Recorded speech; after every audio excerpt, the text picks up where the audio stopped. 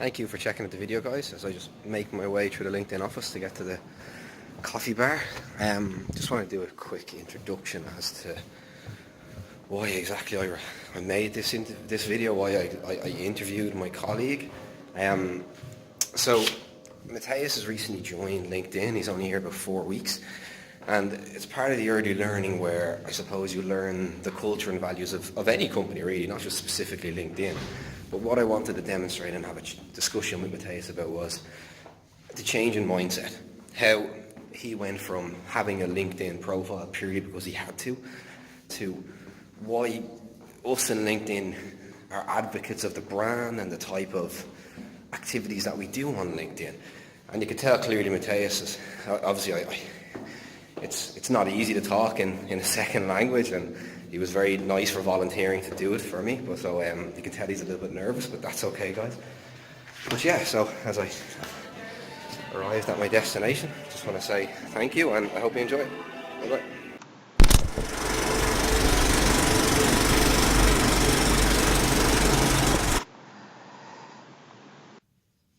Hi LinkedIn world, thank you so much for joining me once again. I have, as I promised, I have one of my colleagues with me. His name is Matthias. I'll get him to introduce himself in a moment. But the idea of today's conversation with Matthias really is, Matthias recently joined the company. I'll let him speak for himself, but I wanted to get a bit of an understanding of what his ideas, what his thoughts were about LinkedIn before he joined, and now that he's in the role and in the company, how that has evolved, how that sort of mentality, how his ideology of LinkedIn has changed. So welcome, Matthias. Fireside chat. Thank you. Want to introduce yourself to LinkedIn? Hi, LinkedIn. My name is Matthias Norberg. I just started LinkedIn. Been a member of LinkedIn platform for a long time. When they reached out to invite me, of course I wanted to start. Yeah. What sort of region are you going to be working within here? Nordics. The Nordics. Look after the Nordics. Yeah, because I'm from Sweden. Excellent. Okay, Yeah. thank you. Yeah. Right, so I think I want to just start from the beginning, really. Before you came to LinkedIn, you had used LinkedIn. So just briefly, what sort of activities would you do? Why did you use LinkedIn? Why did you have LinkedIn for a start? You were a salesperson like I was. Yeah. I know personally I had LinkedIn because I kind of had to. I never really used the tool per se, but I kind of had to have a LinkedIn profile. So, Yeah. Bring me through. Was it the same thing for you? Yeah, it was actually. I started to use it just because I used it as a CV at first. That was like 7 years ago. Okay. And then I only had like 190 connections. Okay. And then just to have another social network like Facebook and Okay. Instagram. So you had to have a LinkedIn profile. That was what I've been told. In terms of the activities that you do then, would it just be sort of, not cold calling obviously, but outreach to potential clients, potential customers? Yeah, that was later actually. I did that when I started at a job called Freya News. Okay. And they work a lot with social selling actually, and then you needed to do that within LinkedIn. Yeah. So the first thing that I needed to do was actually to get more contacts. Okay. Out there. When I was out at the meetings, I should add them. So I got 500 plus. That was like a really the magic number. Magic number. Yeah. Okay. So I actually did a lot of work for like 6 months to reach that goal. And after that, we started to do more content based, like personal messages to my prospects, to be there all the time, so they don't forget about me when I was in a meeting, and then two weeks later I actually maybe liked or commented something that they had posted on LinkedIn, and then that was the way I used LinkedIn. Interesting. So you used to use LinkedIn, just let's say, to get that magic number of contacts, get that 500. Yeah. And after that, so it was very much quantity over quality for you. Once you reach that magic number, then you could kind of scale it back and actually start posting, actually start engaging with your network, and that's the approach that you took. Yeah. Okay, perfect. Okay. What I was told actually from my managers. Oh, okay. So they wanted everybody to have this magic number and to, okay. Interesting. Well, I wanted to just get an idea of why you had a LinkedIn profile. Now that you're in the company, And I always talk, and we'll talk a lot more about this, is the power behind the tool, actually using the tool then more than just a CV. Like, I'm a huge brand ambassador for LinkedIn. Even before I ever came to LinkedIn, I absolutely loved the platform. I understood the power behind the platform. I always would advise people not to just use LinkedIn as a CV, because it is so much different to a jobs board. Yeah. Now that you're in the door, this is your fourth week? Fourth week. Fourth week, okay. So still early days. Yeah. But now that you're here 4 weeks, and I'm talking about LinkedIn as a platform, not as a company, what are your ideas? What has changed from before you came to LinkedIn and now that you are in LinkedIn, and you're like, what content you're posting, but just how you're using the tool? Oh, it's a lot of things. At the moment, I don't use the tool that much, just because I'm just trying to learn all the different areas that LinkedIn has. Like recruiter, you have marketing, you have social sales navigator, of course, what I used before. Yeah. And then of course learning, and I think learning will be one of the biggest and best products that LinkedIn has, actually, because when you are trying to apply for a job, you don't have the skills, you can use learning, and I didn't really know that. Yeah. So our economic graph is built around our learning ideology. Perfect. Okay. Yes. Yeah, and then as CSM for recruiter, talent solution, I'm learning a lot about that, and a powerful tool for the recruiters as well to use. And I didn't have the insights before of that tool. Okay. So yeah, I see why a lot of companies want to use that, because you can reach like 575 million users. And what did you say? What I'm trying to look at here is, before you came to LinkedIn, you would have had maybe your profile set in a certain way. And maybe, as I like to call it, sort of bullet points. You know, I did this, I did that, I had targets, I achieved my targets if it's a sales position, and maybe I overachieved my targets. And what I'm trying to get at and ask you as, has your idea of the landscape of a LinkedIn profile changed since you came here? Since you understand the culture and what we're trying to teach you, I suppose. Yeah, I did. Before, I had all my jobs posted on LinkedIn, like a CV.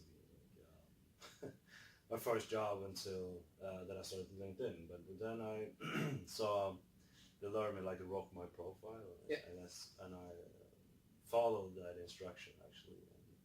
And now my profile is towards what I'm doing today. Okay.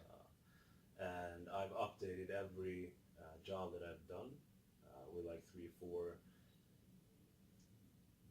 different experiences from that job, like how what I did at that job, and what I learned from that job. Excellent. Yeah. So it's gonna be easy for the next employer to know what I'm actually good at and what I want to do on my next job. Well, hopefully you're not leaving LinkedIn too soon. Of course not. But no, that's the idea. We do run Rock Your Profile sessions, and anybody who's ever been to any of the Tom Talk workshops that I run, I spend the majority of my evening talking about this, where LinkedIn, you should be creating a storyboard.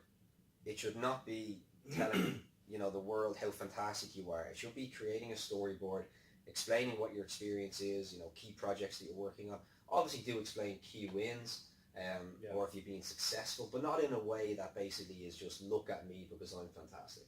That is a later conversation. But your LinkedIn profile is your digital handshake. Before anybody ever meets you, the idea behind it is that, I've never met you, Matthias, but I want to get an understanding of your personality. What's important to you. Obviously, I want to look at your experience. That will come from looking at your profile. But I don't want to read it in a CV. If I want your CV, I will ask for your CV. I want to know what's important to you. What is interesting within the projects you're working on, or from that story that you've created. Does it make me want to keep on reading? Because as we filter down the profile, as we look down the bottom of the page, then I get to see all the key skills, maybe any recommendations that you've been given, or if you've given a recommendation, if you maybe do some voluntary work, whatever the case may be. That's the autonomy of the profile. But the whole logic behind it, and what the message that I try to get across to anybody who's ever spoke to me is, it should be a storyboard that represents you, your personality, and then your professional skills, and obviously your experience. Yeah, I updated the first time I updated my summary actually. Was when you came here? Yeah. Okay, So excellent. Yeah. I never had a summary before. So. You never had a summary, okay. Yeah, and this is what I'm referring to in terms of a CV format, and people fall into this trap all the time. Or so you either don't have a summary, or else you do, and the summary is just talking about, let's just think of a sales position, I achieved my targets year on year or month on month, whatever your target was. Maybe you were lucky enough and you got some rewards for achieving your targets. That's all really fantastic, and of course that's good. But if you think about LinkedIn then from a relationship standpoint, and just scale it back a little bit, if you're working in sales, so when you used to work in a sales position, and let's say you contacted me as a potential client, and obviously on LinkedIn, so I'm going to check your profile. And if I see your profile and you have all over your profile how fantastic you are at sales, and you are just the ultimate salesperson, and you kill your targets, from a relationship standpoint and just building trust, are you somebody I want to have a conversation with? Can I trust you? Or are you just interested in the bottom line? Are you just interested in getting money from me, which will help you achieve your targets? And this is where the whole, bringing it back to the conversation, why creating a storyboard which represents you, your personality, but then also your skill sets and what you're doing, this is where they differ from just your normal CV. Yeah. They differ as well how you actually interact with those prospects. You need to be smart. It's not only your profile. When you use InMails or something like that, you actually need to do some research when you talk to your prospects. You need to have like a thought of what they're actually doing. So they know that you know their business and their situation and everything that they do, and of course that will reflect on your profile. Yeah, here's a question that you may not know the answer to. So the number one activity on LinkedIn, do you know what that is? Yeah, there could be emails. No. So the number one activity, the number one activity on LinkedIn is looking at other people's profiles. Yeah. So you made an interesting point. You need to do your research if you're using the tool for, let's say, sourcing, if you're a recruiter, or if you are using it for business development. Do your research. Look at your possible customer, your partner, your client, or if it's somebody you just want to outreach and start a conversation about business development. You need to do your research, understand what's important to them. Absolutely, I completely agree with that. So my next point then is around content. So you mentioned you hadn't really been that active yet on LinkedIn, which is understandable. You're only in the door, maybe you're not too sure what to do. I'm a huge fan, obviously I mentioned of LinkedIn. I'm a huge advocate, I'm a brand ambassador. I was before I ever came to the company. I would always try and be as active as possible.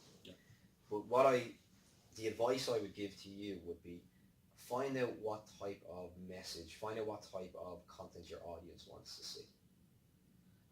Once again, if you talk about people falling into traps all the time, and even for former colleagues and friends of mine on LinkedIn, I would just see them uploading links, and it's just a link.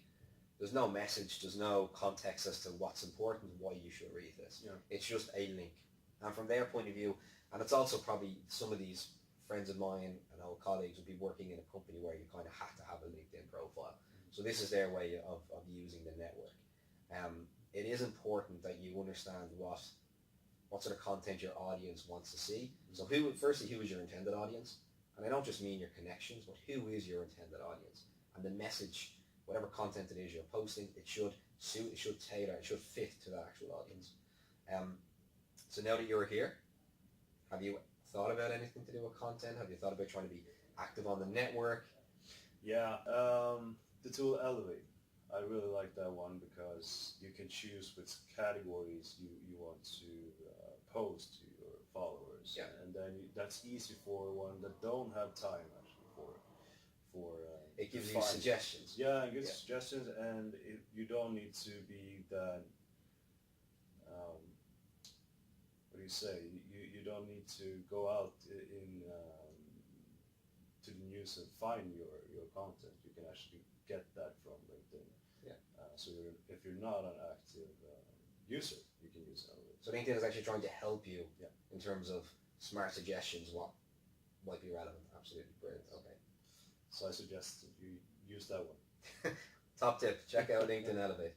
Okay, excellent. Well, thank you so much for your time today. I really appreciate it. Thank you. Thank you, sir.